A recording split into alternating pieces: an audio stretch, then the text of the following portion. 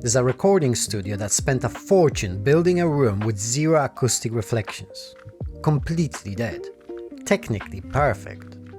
They never used it. Because it turned out that removing every imperfection had also removed every reason to be in the room. I've been shooting black and white for most of my adult life. My entire website is in black and white. My cameras are set to show me black and white on the preview screen before I've touched anything in post. I've spent more dough on a dedicated monochrome camera than I did on my car. And there's one place I've never fully committed to it. Studio portraiture. Clients. Real money. I always blinked.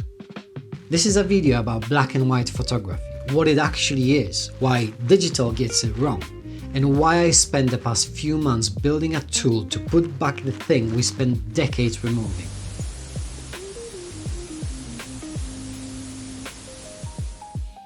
Black and white is not a filter, it's not a mood, it's not a color photo with the color turned off.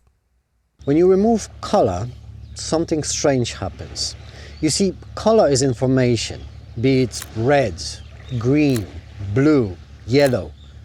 Your eye goes to it first. Color tells you what things are. Black and white makes you ask a different question entirely. How does the light fall? Where are the edges? What is the relationship between this shadow and that highlight? You stop cataloging the scene and start reading it. I set my cameras to black and white preview because I want to see that question before I press the shutter. Not after, before. Color is useful. Color is quite often beautiful, but it's also a distraction from the structure of things. And structure is what black and white photography is all about. I've been doing this long enough that it changed how I see. Not just in post, outside, standing in a street, looking at a face, looking at light on concrete. Color is a very loud conversation. Black and white is what's left when it stops.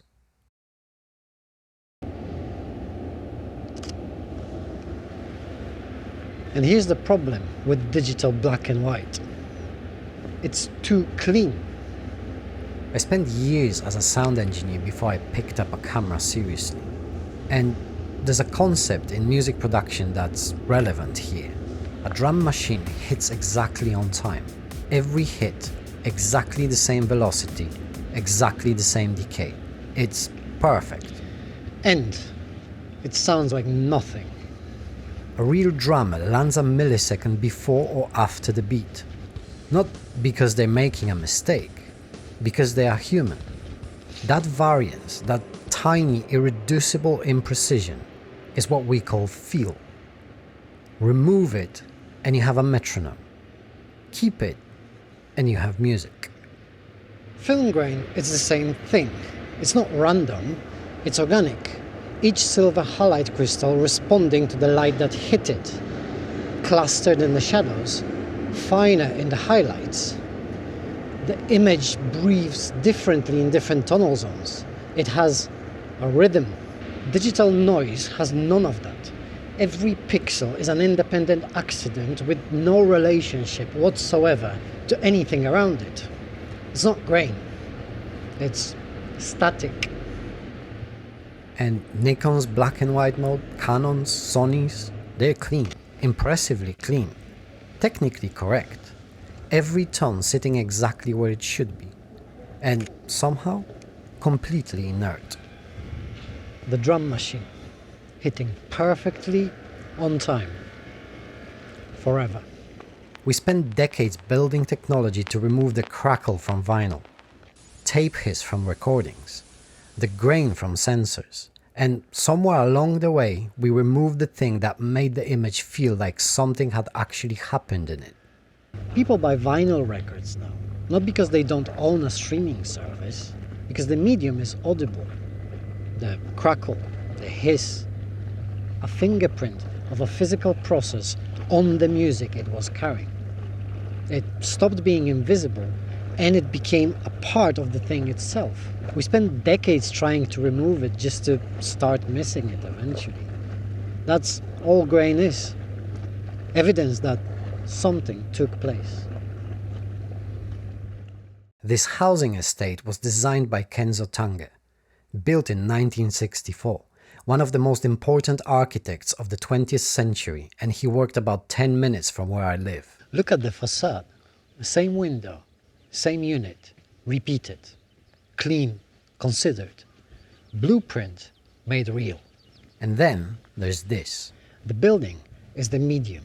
Tange's blueprint is the drum machine, repeating, precise, exactly as designed. The people, however, the people are the signal. You see, nobody drew that flower pot. Nobody planned for the bicycle and the elevation. The lives being lived behind these walls were not in the original blueprint. They are what happened when the building stopped being an architectural drawing and became somewhere. That's grain. The structure of the image is the medium, the sensor, the tonal curve, the clean digital file. The grain is the signal, the fingerprint of a specific process on a specific afternoon. The thing that makes it feel like it happened somewhere rather than being calculated.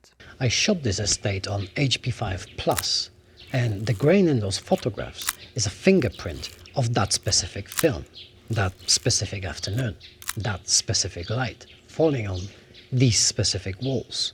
Not added later, not applied on top, because the process happened in a real place, at a real time. The place, the film, the photographs from that afternoon, and the thing I'm about to show you are all the same continuous argument.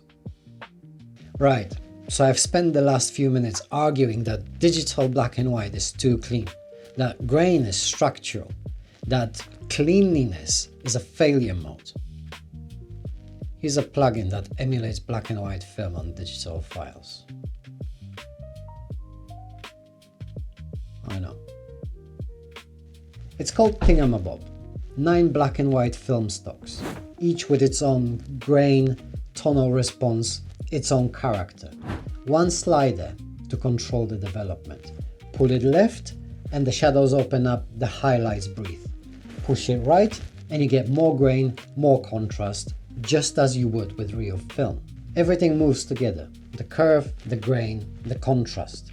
It started as a set of free presets on the blog, still there if you want them. This is what happened when that wasn't enough. When I wanted the thing to behave like film behaves, rather than just look like film looks. I asked you recently what you wanted from this channel, and most of you said, don't turn into another channel flogging us gear that we don't need. Fair. I don't want that either. I would genuinely rather eat cup ramen for the next month. The problem is, I have eaten cup ramen before, for longer than I would like to admit. So this is how we avoid that. $20. One purchase, no subscription. I am not Adobe. This was built over the last few months with a developer that deserves to be paid. And this is how we keep this channel free of Chinese lenses and passive-aggressive VPN integrations. The presets are still free on the blog if you want them. What it does to your images, it moves the families in to an otherwise soulless digital file so that the kids can make noise. The neighbors can litter your driveway and their dogs can shit on your lawn. I've never shot my studio clients in black and white only.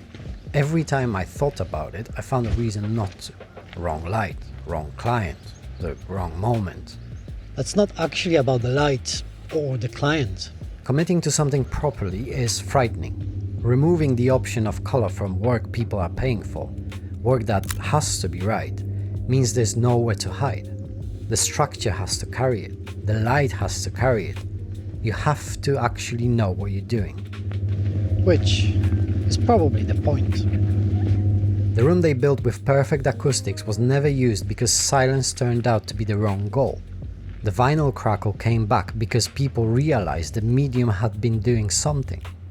that the fingerprint of a physical process on the thing it carries, it's not a flaw, it's evidence. Grain is just that, evidence of light hitting silver, of a moment existing long enough to leave a mark, of specific conditions on a specific afternoon, in a place that actually happened.